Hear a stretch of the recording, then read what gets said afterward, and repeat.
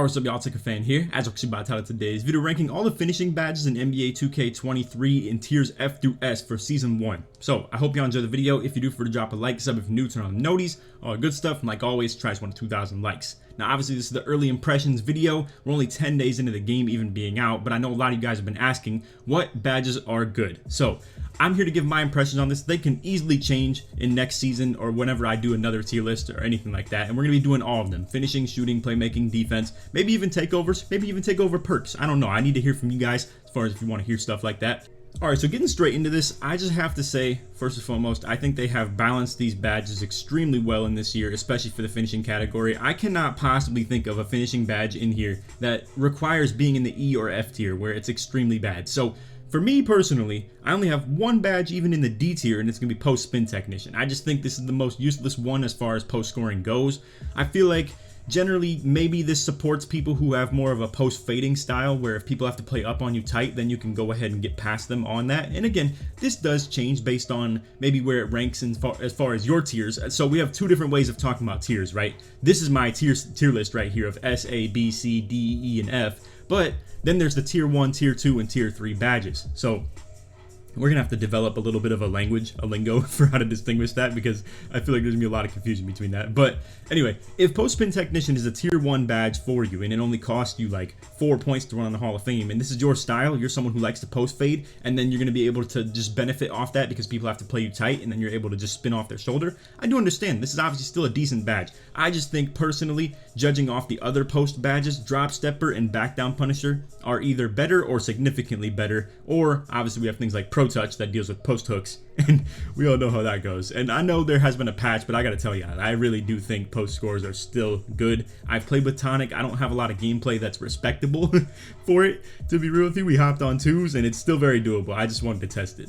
Alright, so next up we have the C tier badges. We're gonna have Acrobat, Backdown Punisher, Aerial Wizard, Giant Slayer, and Fearless Finisher. Now, I just want you guys to know, I'm going at these badges from like a very median stance, where let's say obviously something like Acrobat for a lot of builds is always tier 1, or for instance Giant Slayer generally is also going to be tier 1. Fearless Finisher sometimes is tier 2, but it's still tier 1 in some situations, and so on and so forth. But I'm not taking that into account. What I want you guys to do for yourself with these tier lists is adjust accordingly. If something is tier 1 for you, I would knock it up a bar. If it's tier 3 for you, I'd knock it down a bar. I know it's probably a little bit hard to understand, but all I'm saying is the badge value definitely depends on the tier system as far as tier 1, tier 2, and tier 3 this year. So I just believe you should adjust mentally on your own. I'm just trying to tell you whether I think the badge is good or not. And if it's a good budget for you, then go hard with it. But anyway, for Acrobat, I gotta tell y'all, I am loving this badge personally for myself. I just don't think others are gonna love it quite as much. So for me, with a pure slasher, I gotta say, doing these hop dunks with long athlete, they're back, man. They're absolutely back. And Acrobat is going to help you get not only makes off of that, but also help you create separation off of them as well. And then it still helps you make gyros, spins. You guys know the deal, all the acrobatic stuff. So again, not only does it help you make the acrobatic stuff, but it also helps you create separation on them too. So Acrobat, really W badge this year. I gotta say, it's a really good one for pure slashers. But other than that, I'm not exactly sure. To be fair, if you make an outside point guard and only have driving layup on it, something like Acrobat, Giant Slayer, and probably Pro Touch are the 3 badges that are actually useful for you. Maybe Fearless Finisher, but again, it all depends on where the tier is for you, how useful it is for your build. Obviously, I'm just again talking about how good the badge is, or how usable it is in a lot of players' sense. Like, not many people are going to use Acrobat, same way that again not many people use Postpin Technician. So moving along, we have Backdown Punisher. Like I said, I think it's better than Postpin. This is going to be something that is still going to create you, I wouldn't say the separation, but obviously you're like pushing people into the paint deeper, where you're able to take advantage of that. And not to mention, this can be used for the Pro Touch hooks in combination with it, just to get more like depth into the posts so that you're closer for those hooks. Or for that matter, me and Tonic played against a dude who had a 7-3 gigantic build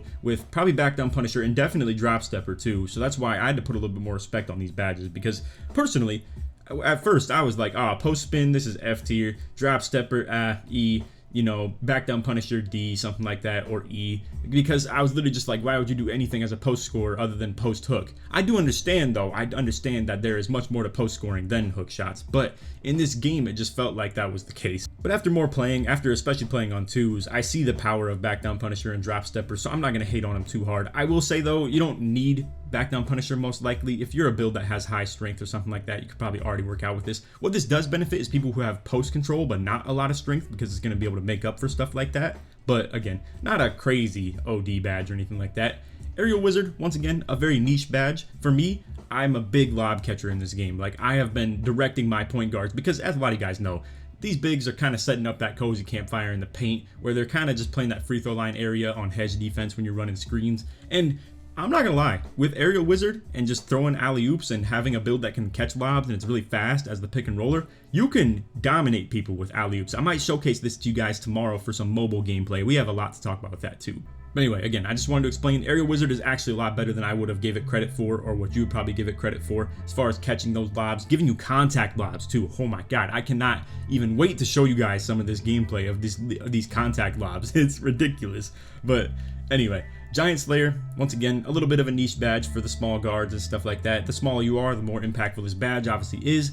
And obviously, if you're a small guard, you probably don't have driving dunk, or if you do, then it's probably a tough build. But if you don't have driving dunk and you have driving layup, I must say, it's very, very nice to have this type of a badge where it's going to make it hard for people to block your shots, make it hard for them to contest it, and obviously with the layups, it's enhanced. Now, I haven't tested this enough myself to be running it on like a dunking build and let me know if it helps me dunk on 7-3s or not, to be completely honest with you guys. But again, this is a great badge for the people who maybe want to imitate the Ticino style, where I'm seeing his video of him playing on twos and using that jelly layup scoop where he's holding his left stick to the ball hand and absolutely just navigating through these bigs like crazy. And again, you could probably even double down on that by having Giant Slayer and Pro Touch if you have layup timing on, stuff like that. Some people probably don't want to deal with that layup timing BS though. But anyway, Fearless Finisher, once again, just to resist contest and stuff like that, help you absorb contact, you lose less energy when you're finishing and stuff like that. I've been using it. I don't think it's a huge big deal badge, but to be fair, it's one that is it's a little bit hard to test. I'll just put it like that. So again, I don't want to misjudge it too much. There will be different tier list videos that I just literally put don't know at the bottom because I don't have enough testing. Obviously with the finishing, I feel like I have a pretty good grasp on stuff like this, but Fearless Finisher is probably the one that I have the least knowledge on because it's a little bit hard to judge, like I said. But just go ahead and try running some without it, some with it, and see how you feel. Honestly, again, this is one that I'd probably give my least guidance on as far as all the badges go. Also, I was just now seeing, I didn't show Dream Shake on the list over here, but I have it in my own notes as I'm reviewing like the video that I planned this stuff out and I kind of put the tier list together before recording the video because I want to know what I'm talking about. So I had Dream Shake on there, but I didn't have it on this list over here. Just keep that in mind. But anyway, Dream Shake, we can start with that because it's a very intriguing one to put in B tier. We also have the controversial Limitless Take Off being down in B as well. But anyway, Dream Shake. This is going to be one that boosts your hooks, boosts your fades, or shimmy fades, whatever the case may be, off of like little shakes that you do. You could like do a little fake in the post, like fake a post spin, you could fake a post fade, obviously like a little up and under, stuff like that. If you do the shimmy fades, like I said, you could even do the shimmy hook. Obviously that's a tougher one to make for sure, but honestly, this is a devious badge, and I think a lot of people aren't going to put a lot of respect on it. I generally don't from the beginning of 2Ks because I'm like, oh yeah, Dream Shake, it's probably just a my career badge. But I'm telling y'all, like, it's really tough to deal with for people who are doing these post hooks and fades. It's going to give them a huge boost. Generally, sometimes you might even bite on one. You might bite on a little fake,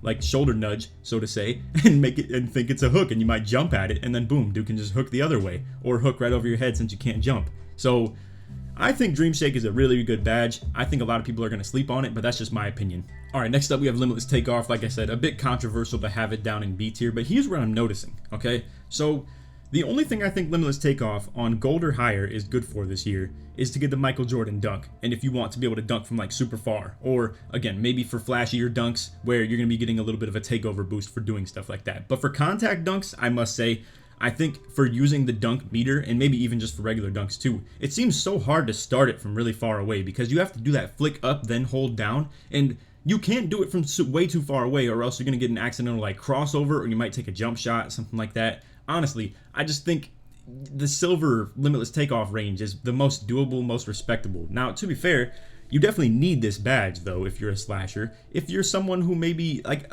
let's just think about this for a second again. Like, I really do think layups are a lot better in this year's game, and dunks have been, I would say, nerfed a little bit as far as the importance of the Limitless Take Off quick drops. The quick drops are still good, but I'm seeing dudes who came out here with 80 driving dunk on their guard builds, and when they're low on stamina, they can't even perform the dunks. So they use it as that last resort kind of bailout rim run off a pick and pop or something like that in the stage. But again, I'm seeing a lot of people who are low on energy and they can't get it anymore because now stamina is tied to your actual like dunking ability. Whereas last year it was kind of just a bailout. You could dunk Limitless Take Off and just like quick drops with no energy at all. So like I said, it's still a very, very good badge. Do not get me wrong. You'll never catch me on a pure slasher not running Limitless Take Off, but I will suggest that it's only around the silver or gold range because Hall of Fame seems really way overkill if you're asking me. And again, I think 93 driving dunk is a pretty good cap off for a slasher build this year. You get gold poster, gold limitless, and gold slithery. They're all going to be really good. I don't know if you have to go much higher, to be honest with you, on any of them. I don't know. I'll have to test that 99 driving dunk sometime this year though and see what Hall of Fame poster's looking like, because that might be crazy. But anyway, again, my take on Limitless Take Off is that it's not an extreme necessity if you're depending on your like build, because obviously, like I said, this is not going to benefit your layups by any means. So that's obvious. But again, for like pure slasher type builds, or maybe if you really, really depend on the quick drops, then Limitless Take Off is a pretty good badge for you. Rise Up. I gotta say, I haven't got a whole lot of testing with this myself as far as like my own builds. I've been delaying standing dunk to the very last part of my builds. I'm like 98 overall and I'm still waiting to upgrade standing dunk on my Ben Simmons build, and then I'm like 96, 97 and I'm still waiting to upgrade standing dunk on my 6'11". But I will say, I've seen some people come out here in the comp pro-am as I've been kind of watching this stuff, and the standing dunks, like standing contacts, are looking devious, bro. They're looking crazy. And I'm wondering if you even need an extreme close shot this year for pro-am as far as a pick and roller, because I'm seeing people dunk the mess out the ball, bro. And again, this is tied to Rise Up. They definitely have Rise Up on when I'm watching that stuff, and I've seen some people I'm playing against also do stuff like that. So standing dunks are back for sure this year. I'm sure you guys have seen the activation of dunks being like going crazy this year, and Rise Up is definitely playing a part in that.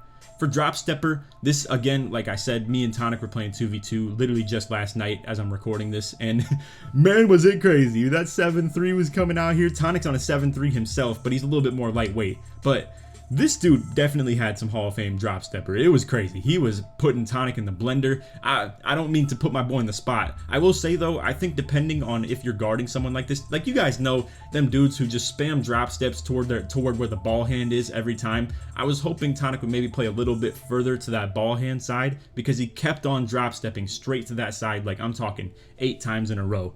I think that might have actually been the one loss that we had last night on twos, and we probably played like 20-ish games or something like that. But yeah, dropstepper, I think people are sleeping on the inside post scores for sure. I don't know how usable they are though, because Tonic obviously has 3-pointer on his, and it made it so our lineup can be a lot more versatile, where I have the slasher and can do some toxic stuff too against the small guards. Again, not very prideful gameplay shown in that stuff. If you guys really want to see it though, I guess I can. But anyway, we're probably not gonna be playing twos like that too often, but I'm not sure. Low key, I kind of want to hit legend, and these points gotta happen somehow. So anyway, moving along to the A tier. We have 6 badges listed here with Masher, Slithery, Pro Touch, Posterizer, Bully, and Fast Twitch. Now, I know some of you may be disappointed in the fact that I have literally everything bunched up into the A, B, C, and D tier, and absolutely nothing in E, F, or S. But you guys know, if you've watched the videos in past years, I don't normally do this. This is my like honest evaluation of this stuff. I don't think there is a finishing badge that stands out as S tier currently. Now, I think we may develop the meta, so to say, where maybe one ends up like that. You could really make the debate that Pro Touch is an S tier badge though, Loki. Actually, yeah, let's do that. Last second change. So the reason I say Pro Touch is so OP is for the post scores, right? But we'll come back to that toward the end because I want to go in order of this stuff. So let's talk about the A tier ones first. We got Masher, Slithery, Poster, Bully, and Fast Twitch. Bully, probably the most controversial one of them all. I haven't even used this myself yet. I do see the value of it though, for maybe the shooting builds that you have to respect their 3-pointer a little bit, and then you get someone on your hip and you just throw them out the way, and you can just really give them that LeBron elbow. You can also really just like push people out the way when they're on your side or something like that. So Bully is very good. I just, again, think it's something that I don't really want to utilize as a slasher personally, because I think my style of slashing doesn't depend on Bully quite as much. For me, it's way more about Poster, Slithery, honestly, debatably even masher or something like that too, where it's a little bit more pick and roll oriented, but then also like I can put it on the floor against people who are camping paint and just go dunk on their head. Again, for me, I don't think bully really supports that, so that's just how I feel. Now let's move on to poster. I think this is a really good one to talk about. I have got contact dunks without posterizer this year so far. Like, it's still very doable. I just do think it benefits and like really enables that a whole lot more. Also opens up that contact dunking with just your X button or holding down on your stick. Because in case you guys don't know, to activate the dunk meter this year, you have to like flick up then hold down, or flick down then hold down. And it's a whole Mortal Kombat like finishing move combo. And it definitely takes a little bit more skill, a little bit more requirement than even last year, where I thought it took a lot of skill to use the dunk meter. So I'm a big fan of dunk meter, however, but like I said, posterizer going to enable your contact dunks tremendously, way more. And a lot of people probably do have stuff like that on their build this year, at least 84 driving dunk, because I've seen a lot of like triple ISO, 6'8" point guards in the 3v3 obviously, and I'm sure a lot of them have at least 84 driving dunk. If not, hey, honestly, like I said, it just depends on your style, because some people might really be like all driving layup, and that's what Pro Touch is also based off of too. But anyway, moving along, masher. This is going to be something where pick and rollers are going to love. Obviously, like I said, I think it still works for, let's say, if you're a tall slasher and you're trying to like dunk on smaller people. I need to get some good tests with this though. I haven't really got a lot of it. What I have seen though is obviously in the comp pro-am, dudes are still coming out with 7.2s, 7.3s and just destroying people in the paint. Even 7-footers, if they still decide to run that as the pick and roller. It's still going crazy with masher. But anyway, I don't think masher needs too much explanation. It's pretty obvious. It's literally just for tall bigs that just cram the paint and just spam pump fakes and stuff like that. And then paired with fast twitch, it goes crazy, obviously, too. But again, I want to get some tests in with this. I want to see if, as my like tall slashers that I do have, 6'9" and 6'11", if I can put this badge on and then maybe it increases the dunk meter size, maybe gets me more contact dunks on smaller people. I'm not sure. I'll have to test that. But presently, as it stands, masher is just really good for those tall bigs that are either in rec, comp, pro-am, whatever the case may be. And maybe you need this to make some close shots too. I've seen a lot of people missing some close shots this year. And hey, I'm gonna be real with y'all. Like, if you throw on Pro Touch and masher and fast twitch on your 7.3, I promise you, like, you are gonna be greening standing lays. Some people, you guys really need to like open your mind to using that layup meter. I tell you what, for sure. But anyway, moving along to fast twitch, let's talk about that, because obviously, like I said, it's tied into masher a little bit. This is gonna be one that I wish I had on so many builds, because when I end up down below the paint and I am like hitting those pump fakes, these dudes are going up for a second jump before I can even get another shot up. And again, my close shot is pretty low. I have like 68 on my Ben Simmons build and like 74 on my 6'11" like Giannis. And honestly, like I said, I wish I would just upgrade fast twitch, but it's just tough because I want to get all the slasher badges. I need to get a core posterizer, and then it'll like really allow me to start running things like fast twitch or masher. But as far as like fast twitch goes though, it's such a necessity for pick and rollers and just people that are below the basket and stuff like that. Even if you're an ISO dude low key and you just like to do that little ISO and wait for them to go up for the chase down and stuff like that, fast twitch can be really nice. Low-key, that's one that you probably don't need it as much for, but either way, it's still a good thing to have. Obviously, we all know what this does. Speeds up your layup timing and stuff like that and just makes it happen faster, so it is what it is. And that's the close shot layups I need. But anyway, moving along to slithery. This is low-key, like, better than posterizer, if you ask me. I would have this in, like, the A+ tier instead of, like, poster being in, like, A- or, like, A, where slithery, in my opinion, just gets you more contact dunks. It just navigates the finishes better. It's really one of the best slasher badges in the game, if you ask me, and I would never take this like off of gold. I would rather have slithery and no poster than to have poster and no slithery. I'll just put it like that. And I think some people are gonna sleep on this badge too, because like, poster is the one that's extreme value. Not to mention, slithery actually gets like lower tier than poster does. Like, for me, I believe I get tier 1 slithery finisher, and like, that's crazy in comparison to a tier 3 posterizer. So again, this is a really good badge. I think people sleep on it. It's so good for just getting you contact dunks, getting you regular dunks just in traffic and stuff like that. And I'm not sure if this plays any role in terms of the layups or anything. It definitely would have more of a chance at it though than poster, that's for sure. But I'm not sure. I'd have to look into the description of the badge a little bit more to really like give you my assessment on that. And then lastly, we have Pro Touch. Again, this is going to be such a good badge, in my opinion, this game, as far as finishers go. Win in any aspect, man. I'm telling you, like, if you're a outside point guard that has your layups at like a decent rate, like even 80-ish or something like that, and I know if you have that layup around 80, you have plenty of finishing badges to put this Pro Touch on. It's generally a tier 1 for you. You can absolutely do it, and it's so easy to get on Hall of Fame too. So like I said, for the outside PGs that have high driving layup, that's literally an option. If for the actual slashers, you're gonna dominate with this. It's crazy. I just threw this on too with 88 driving layup on my Ben Simmons that I finally got, and oh my god, it is insane as far as the layups if you turn that meter on. And I've seen that too, even just through my career alone. But then we get to the toxic part of this, how this is extremely usable, and that's the post scores. The 7 threes with 95 close shots for the Hall of Fame masher and fast twitch and stuff like that, and then they get Hall of Fame Pro Touch easily, plenty achievable for that matter. And it's so overpowered as far as the hooking goes. And I know people are probably like, oh, when did you record this video? Like they patched it on what, the 16th or something like that. I'm recording this on the 18th, and I'll tell you what, I seen Tonic still doing the exact same stuff. I'm gonna be real with you. I just think a lot of these post scores were just like really no skill made, where they're just, I saw on current gen they could actually just hold the stick down as long as possible and it was green every time as long as it wasn't extremely contested. On next gen I don't believe that was the case, but I'll tell you guys what, I know for a fact Tonic is still utilizing those hooks like crazy on his 7-3. It's definitely a plan for us to use in Pro-Am as well. I think a lot of people are sleeping on that too, but anyway, that is my assessment on all the badges right here. Like I said, we'll probably like drop some maybe in the future. I don't know what could really be seen as useless though with these badges. I mean, maybe people could like diss Aerial Wizard, I suppose. That's still something that I value though as a pick and roller and a slasher and stuff like that, where you can, I'm telling y'all, I think a lot of people are sleeping on the comp aspect of alley-oops. You guys are really sleeping on it, where some people see a lob as just something that's like flashy or fun to do, something like that. But like if you've seen even in the NBA, bro, like here's the thing, I want to explain this too, and it'll be the last thing that we explain in this video. It's going to be over after this, but just think of on a pick and roll, point guard has it, center hedges up to him, all right, and the center is an extremely good defender. We'll just give you that mindset, like a 7-footer that has crazy athleticism, and he can hedge high and return back to the paint. Well, here's the deal. If the point guard throws a regular pass, the center can still play for the chase down, and it's extremely doable. But if the point guard throws an alley-oop to his center, as the center is trying to step to the point guard and then get back to the center, I know I'm saying a lot of words in one that all sound like but anyway, if the backside defender is hedging out way too far and then the center is like able to get a little alley-oop lane, it's so unblockable, it's so undefendable, as far as like you're getting your big man up in the air and then finishing within like half a second.